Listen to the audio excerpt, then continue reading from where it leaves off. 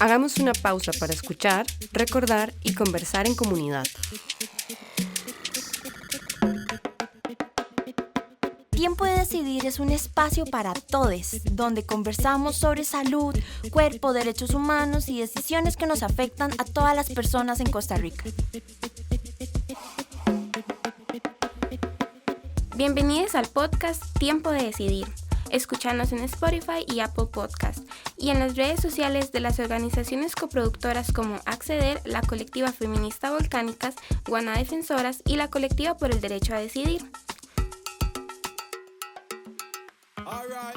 Este podcast fue grabado en la UCR gracias al apoyo del TCU 637 Derechos Humanos y Comunicación.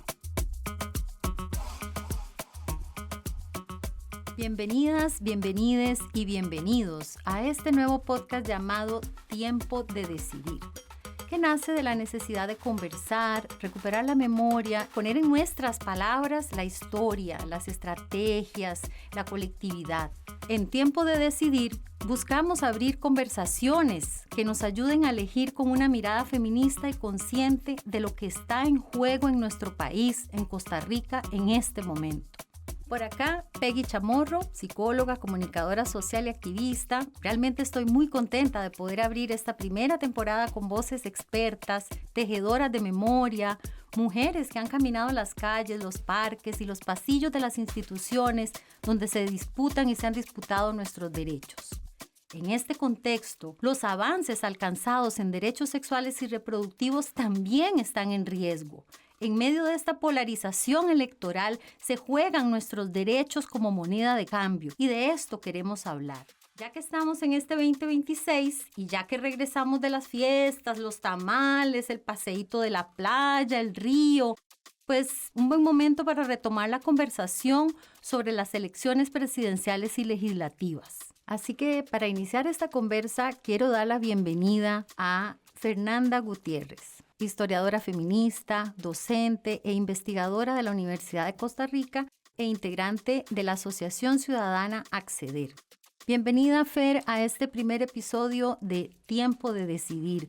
Hola Peggy, bueno, muchas gracias por recibirme. Un saludo para vos, también al equipo técnico que nos acompaña por parte del TCU 637 Derechos Humanos y Comunicación y al equipo técnico también que nos ayuda de la Escuela de Ciencias de la Comunicación Colectiva.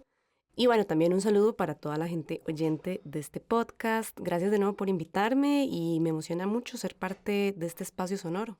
Muchísimas gracias, Fer. Para nosotras es un placer, un orgullo contar con vos, con tu experiencia, con tu mirada, para ayudarnos en este tiempo de decidir, a empezar a reflexionar colectivamente, a invitar a otras personas también a reflexionar en conjunto. Fer, ¿qué son los derechos sexuales y reproductivos y por qué crees que es importante hablar de ellos en esta campaña electoral? Bueno, voy a ser como puntual y formal para hablar primero de estas definiciones. Los derechos reproductivos se refieren a un conjunto de derechos humanos que se relacionan con la libertad de cada persona de ejercer decisiones respecto a su reproducción sin que exista ningún tipo de discriminación, violencia, coerción, ¿verdad? La razón de estos es asegurar la salud sexual y reproductiva. Y bueno, ahí para ponerme un poco historiadora, que no lo puedo evitar, es que estos comenzaron a ser reconocidos y enunciados explícitamente hasta finales de los 60, en el contexto de la Conferencia Internacional de Derechos Humanos de las Naciones Unidas en 1968, que bueno, se realizó en Irán. Como resultado de esta conferencia, se comenzó a reconocer el derecho de las personas a decidir sobre el número de hijos, hijas, hijes, ¿verdad? Y el espaciamiento con que los tenían. Y este reconocimiento de este derecho se amplió posteriormente en 1974 con la Declaración sobre el Progreso y Desarrollo Social, ¿verdad?, que se adoptó en la Asamblea General de la ONU. Para la realización de estos derechos es fundamental la igualdad, la privacidad, la integridad, el más alto nivel de acceso a la salud y, de nuevo, información y educación. Y ahora sí, ya aterrizando a la segunda parte de tu pregunta, que me parece fundamental para este periodo en el que estamos en Costa Rica, en esta campaña electoral actual, lo que hay que también señalar es que cuando hablamos de derechos reproductivos y sexuales no estamos hablando de un tema pequeño. Estamos hablando de derechos humanos y yo creo que eso a la gente a veces se le olvida, como que en los últimos años se nos ha hecho ver a quienes hablamos de derechos sexuales y reproductivos que estamos como en una suerte de tema simple, de tema necio, y no es así. Desde una perspectiva de los derechos humanos, la salud sexual y reproductiva está vinculada con otros derechos fundamentales, la autonomía corporal, a la integridad personal, a la salud, a vivir, ¿verdad?, a la privacidad, a la educación, y esto implica que los estados tienen obligaciones respecto a estos temas. Entonces, hay que protegerlos, hay que hacerlos efectivos y garantizar su acceso real, y en esto los estados tienen un rol clave. Entonces, cuando hablamos de un contexto electoral, pues es fundamental que el gobierno que vaya a asumir sea un gobierno que se comprometa a que la institucionalidad, el Estado, pues realice esfuerzos para conseguir estos derechos si no se están cumpliendo, y si ya se están cumpliendo, pues que se cumplan de la manera más igual para todas las personas. Y bueno, ahí también también quería meter un poco de contexto propio de Costa Rica, y es que en la última década hemos visto que en nuestros procesos electorales los derechos sexuales y reproductivos, sobre todo temas muy puntuales, han ocupado un lugar central en el discurso público, ¿verdad? Ya sea sectores de la sociedad que exigimos su cumplimiento efectivo, y también sectores antiderechos que han alimentado el debate con miedos, desinformación e incluso tergiversaciones sobre lo que realmente implican estos derechos. Entonces, como ya hemos visto por conocimiento histórico, que estos temas provocan intereses, provocan que el debate público se mueva. Y bueno, entonces en una perspectiva histórica podemos ver que si estamos actualmente en el contexto electoral de este tema, es importante que lo estemos hablando, que nos estemos resguardando de que no se vuelvan a utilizar como ya se han utilizado antes, como lo dijiste ahora, Peggy, ¿verdad? Como una moneda de cambio, que eso hay que reconocerlo también. Y bueno, yo creo que un ejemplo claro de esto es la forma en que en distintas ocasiones en este gobierno se ha tergiversado el alcance en el aspecto de la salud y de lo jurídico de la norma técnica sobre interrupción del embarazo por motivos terapéuticos, y se ha presentado como algo que no es, ¿verdad? Se ha generado confusión en la opinión pública y, bueno, pues de nuevo, hablar de derechos sexuales y reproductivos en una campaña electoral es fundamental, porque es en este momento, en los debates que se generan en este contexto, en donde estamos viendo si el Estado va a cumplir o no con sus obligaciones en materia de derechos humanos, y también podemos ver con las diferentes candidaturas si se va a definir una línea política basada en evidencia, en marcos legales existentes de protección de la salud, de los derechos humanos, y poder entender si van a quedar subordinadas o no estas garantías a cálculos políticos y discursos que ponen en riesgo los derechos ya reconocidos. Entonces, no es una cuestión, como te decía antes, Peggy, nimia, es una discusión central sobre el tipo de Estado y sobre la democracia que se nos va a seguir asegurando cuando asuma un nuevo gobierno. Qué importante, gracias Fer. Queda clarísima el por qué estamos en este momento, en este tiempo de decidir, poniendo estas conversaciones en el espacio público. Es un espacio en el que se están debatiendo nuestros derechos, y silenciarnos en este espacio es ceder. Y además esos derechos sexuales y reproductivos también, como te voy entendiendo, han sido conquistas paulatinas, que como sabemos no han sido concesiones de los estados, ni de los gobiernos, ni de los políticos, ¿verdad? Sino que han sido luchas. Entonces, si pensamos en que este breve tiempo hemos logrado tantas conquistas, es porque hemos dado grandes luchas. Pero también si pensamos qué significa este retroceso, qué significan estos desafíos, estas amenazas frente a nuestros derechos sexuales y reproductivos, o sea, me asusta pensar cuánto tiempo más nos podría costar recuperar derechos que podríamos perder, que volvemos al tiempo de nuestras bisabuelas, ¿verdad? Cuando no tenían derecho ni siquiera a hacerse un corte de trompas, ¿verdad? De tubos, de una salpingectomía, porque tenía que firmarla el esposo, ¿verdad? Para autorizarla, cuando era todo un tabú tener anticonceptivas, cuando todo el mundo opinaba sobre nuestra sexualidad, y daba cátedra sobre las vidas y las sexualidades de las mujeres, imponiendo sus ideas.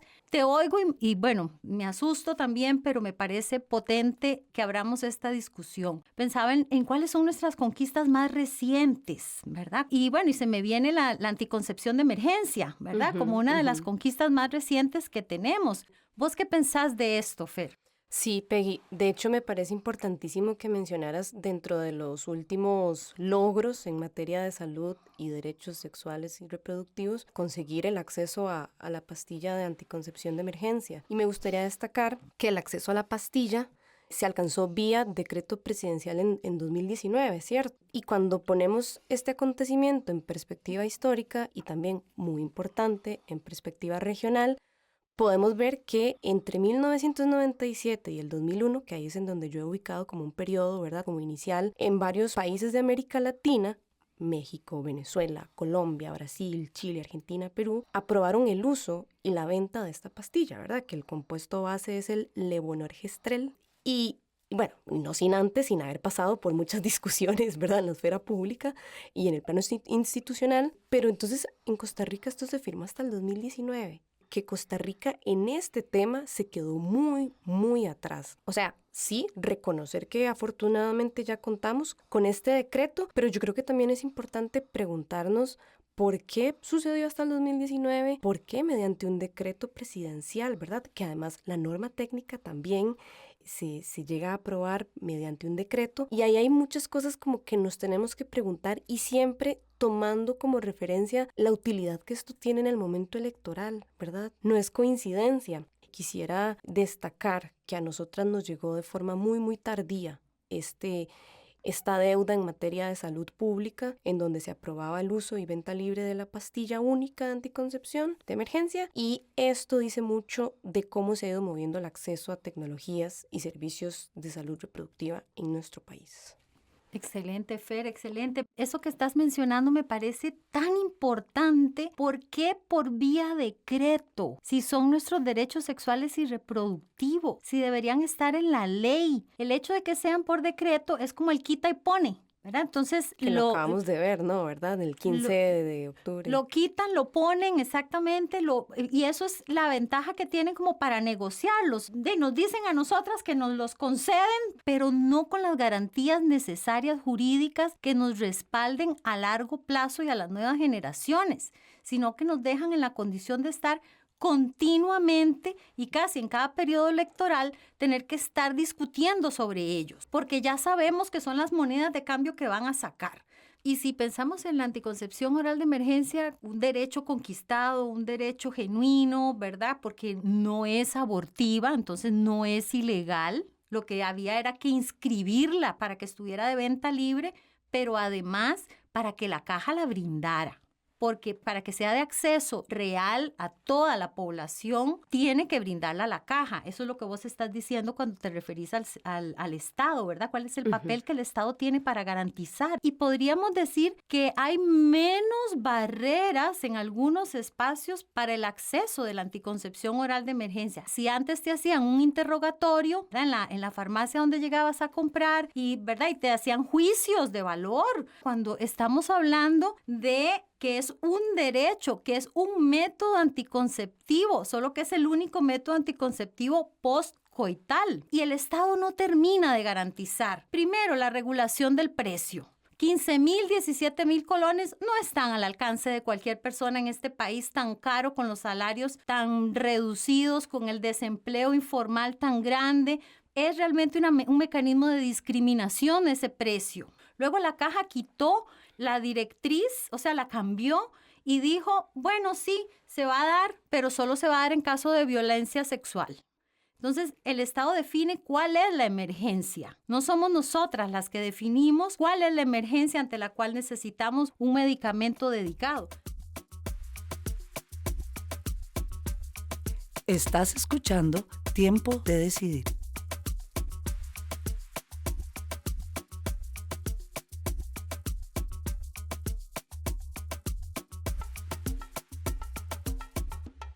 Cuando hablamos de que están usando nuestros derechos como moneda de cambio, es que lo estamos viendo pasar en la tele, es que lo estamos viendo concretarse día a día.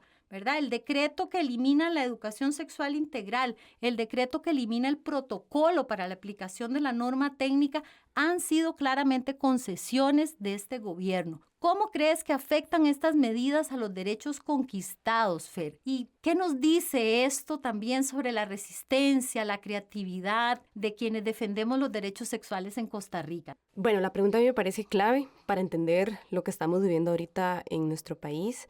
Yo lo primero que pondría en perspectiva es que estos retrocesos no surgen de la nada. Los movimientos antiderechos no son nuevos, ciertamente, pero sí es cierto que desde hace unos años, como 5 años por ahí aproximadamente, han ganado mucha más visibilidad y también ha aumentado su capacidad de incidencia política. Y esto ocurre como reacción directa a un periodo de avances, de verdad, sociales, jurídicos, culturales en las últimas décadas, vinculados a los derechos sexuales y reproductivos, al trabajo feminista, a los derechos de las personas LGBTIQA+. Y lo que hemos visto es la consolidación de espacios muy heterogéneos, ¿verdad? Muchos de ellos con un fuerte anclaje religioso que buscan sacar discusiones del ámbito de lo público y de la ciudadanía para devolverlas a lo privado y lo familiar. Y un ejemplo claro, lo mencionabas ahora con lo del tema de la educación sexual integral y todo este lema que además viene ya de unos años para atrás de con mis hijos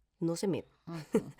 Y ahí también hemos visto cómo en los últimos años se ha utilizado toda esta idea, ¿verdad? Mal llamada ideología de género, como una herramienta para generar una suerte de pánico moral, especialmente en contextos educativos, presentando la educación sexual o las políticas de equidad, políticas de no discriminación, como si fueran amenazas, ¿verdad? A mí me sobrepasa muchísimo.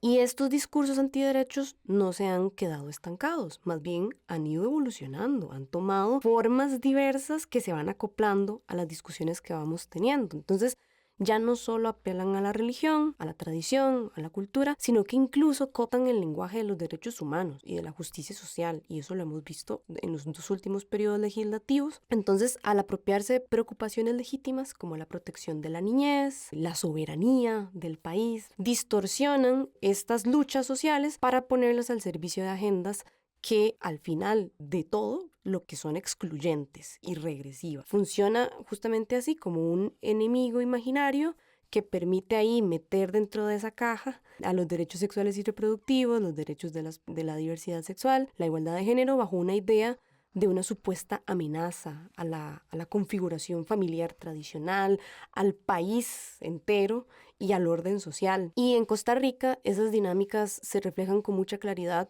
en decisiones y discursos recientes, ¿verdad? Todo lo que vos acabas de mencionar, la eliminación de la educación sexual, ¿verdad? Ponerla en entredicho, ir debilitando esas políticas que en años anteriores se fueron consiguiendo gracias a la lucha social y gracias a también trabajo que se hace de incidencia, que es un trabajo de hormiga. Y esto genera desinformación, afecta de manera desproporcionada a las personas más vulnerabilizadas, mujeres, niñas, ¿verdad? Personas LGBTIQA+, que ya de por sí tienen todo un contexto de exclusión social por parte de sus familias, por parte de las políticas estatales. Al mismo tiempo, estos retrocesos nos muestran algo muy importante, que es, ahora sí ya trato como de ir conectando con la segunda parte de tu pregunta, que es la resistencia del movimiento social y que eso también nos sugiere estar con creatividad, o sea, nos toca pensar cómo nos movemos y es una cuestión también como muy coyuntural. Ok, si hace 10 años esto funcionó, bueno, posiblemente ya no va a funcionar porque estos son otros tiempos. Y de hecho, yo he encontrado que antes era mucho más fácil decir algunos conceptos bastante, ¿verdad?, asociados a un imaginario liberal, a un imaginario progresista, y que ahora ya no es tan fácil. Entonces eso nos sugiere estar entre nosotras mismas, dentro del movimiento de defensa de los derechos humanos, específicamente los sexuales y reproductivos, coordinando entre nosotras, discutiendo, trayendo debates que uno no imaginaría que es parte del activismo. Bueno, ahora claro que yo sí lo imagino, después de pasar por esos momentos, pero a veces la gente piensa que es cuestión como de nada más ir a la calle y estar ahí manifestándose y todo bien, porque eso lo ocupamos muchísimo, pero Ir a la calle también implica un proceso que usualmente la gente no ve, que es estar entre nosotras hablando muchísimo, ¿verdad? Acordando estrategias de cómo movernos, informándonos. Y bueno, yo creo que un ejemplo de eso, sobre qué estrategias y la creatividad y todo esto, un ejemplo de esto es este podcast, que varias organizaciones se sentaron a pensar, bueno, qué hacer para el contexto electoral. Entonces, bueno, pues sí, Peggy, yo creo que esto es un tema que es tan importante porque se trata de derechos humanos, que no es para menos que nos tome mucho tiempo estar discutiendo a lo interno sobre cómo nos vamos a mover, sobre qué conceptos queremos utilizar. Y bueno, sí. Muchísimas gracias, Fer. Me hace muchísimo resonancia esto que estás diciendo, porque esto pareciera que no es solo hacia adelante, sino que caminamos pero nos devolvemos, caminamos pero nos devolvemos, ¿verdad? Hay como una dinámica en los movimientos sociales que para eso requerimos mucha resistencia, ¿verdad? Porque no es lineal, no es solo hacia adelante. Y podemos ver países enteros, no sé, Argentina, por ejemplo, que conquista la despenalización total del aborto, pero luego seguido viene el triunfo de Milei y ahora ya está justamente en riesgo todos esos avances jurídicos, ¿verdad? Cómo mantenernos juntas conversando y no dar por sentado que lo que ya se avanzó ya está logrado y no está en peligro más, ¿verdad? Yo creo que también en eso que decís me quedo resonando bastante con eso y también resueno mucho con cómo apelan a los valores tradicionales de esa familia ideal, ¿verdad? De esa familia idealizada, porque es una familia idealizada, o sea, si la mayoría de las familias en Costa Rica son hogares de mujeres que dicen monoparentales, pero son monomarentales, ¿verdad? Y esa familia tradicional costarricense también tiene una sombra grande de mucha violencia, que está basada en muchos silencios. Esta añoranza por esta familia tradicional, hay también quienes nos dicen que se está aprovechando de parte de políticos conservadores y de derecha, ¿verdad? Se está aprovechando toda esta incertidumbre para posicionarla como una salida, para decir, bueno, lo que tenemos que volver a ordenar es la familia. Y si ordenamos la familia y si el padre vuelve a ser el padre, entonces todo se va a volver a organizar. Y eso no está más que lejos de la realidad, porque lo que nos tiene a las familias, ¿verdad? Y a este país en las condiciones en las que está, tiene que ver con el deterioro de las instituciones públicas, tiene que ver con más de 50 años de políticas neoliberales que han venido desmantelando el Estado social.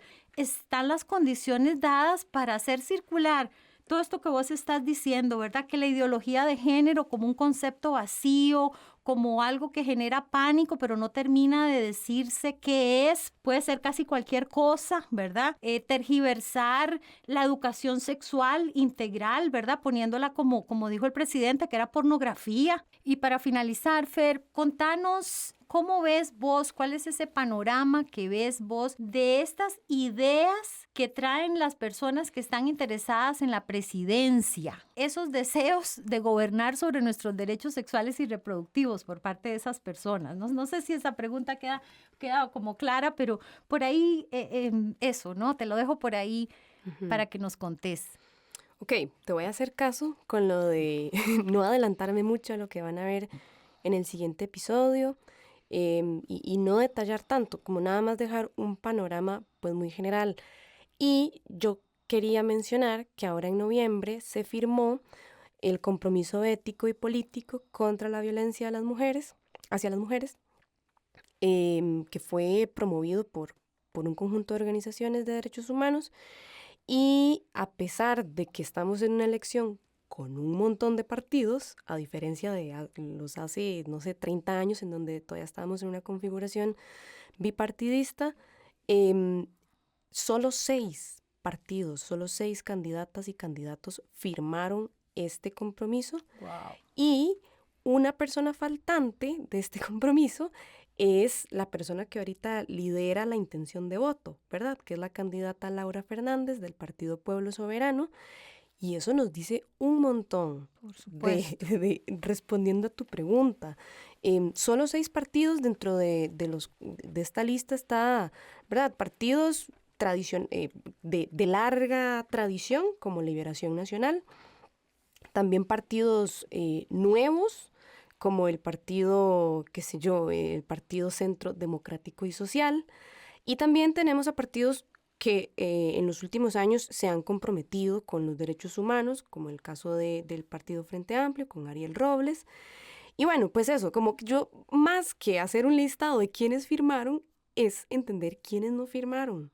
Claro. Y que ahí está la candidata que ahorita lidera la intención de voto. A mí me parece totalmente preocupante, y esto, ¿verdad? Ya nos va sentando la línea de por dónde van las políticas públicas de un posible gobierno del Partido Pueblo Soberano.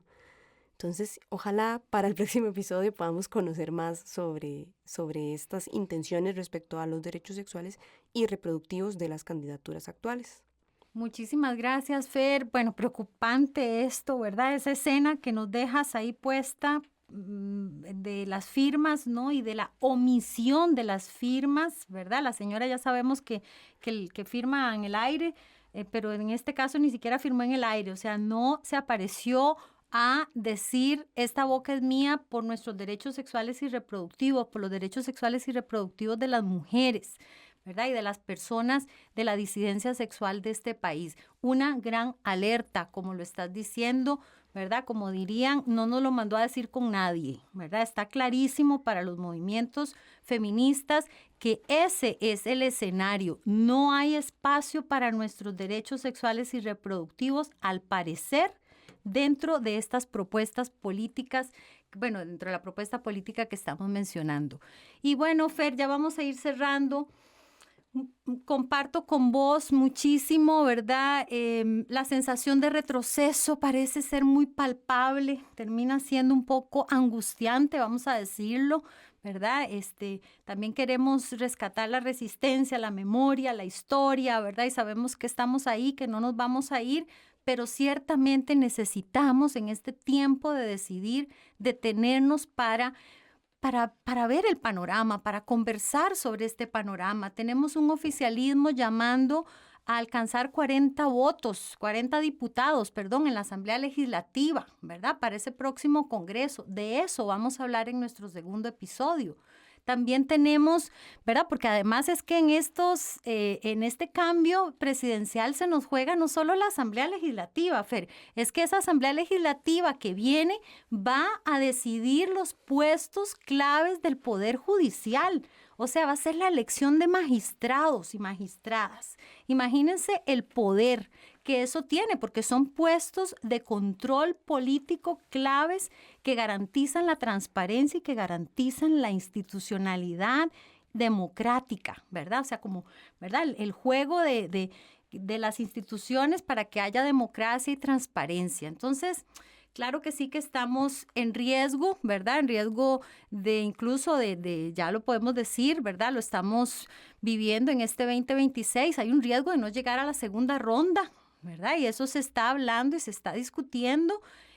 Sobre esto también ampliaremos en nuestro siguiente episodio de Tiempos de Decidir, pero desde ya queremos decir, hay que salir a votar en esta primera ronda, ¿verdad? Inclusive las personas indecisas que todavía no perfilan o no se terminan como de decidir por quién, hay que salir a votar. O sea, si el abstencionismo crece, entonces es posible que todo se resuelva en la primera ronda. Y en este escenario sería la señora que no firma por nuestros derechos sexuales y reproductivos, ¿verdad? Entonces, realmente es alarmante. Pues nada, darles las gracias a quienes nos han escuchado, a quienes nos han acompañado hasta el final del programa. Esperamos que realmente pues les queden resonando algunas de estas ideas, les queden por ahí, ¿verdad? Las emociones que les queden, háganoslo saber, cuéntenoslas, comuníquense con nosotras, con nosotros, con nosotres, que realmente este es un tiempo de decidir. Y ya en este cierre, Fer, muchísimas gracias por tu presencia, por tu claridad, por tu experiencia. Es un lujo cerrar con vos este primer episodio para pensar en este contexto electoral, este tiempo de decidir, situarnos, ubicarnos y sacar energías. Gracias a vos, Peggy, y gracias a todas las personas que formaron parte de la realización de este podcast. Nos vemos pronto en el próximo episodio de Tiempo de Decidir.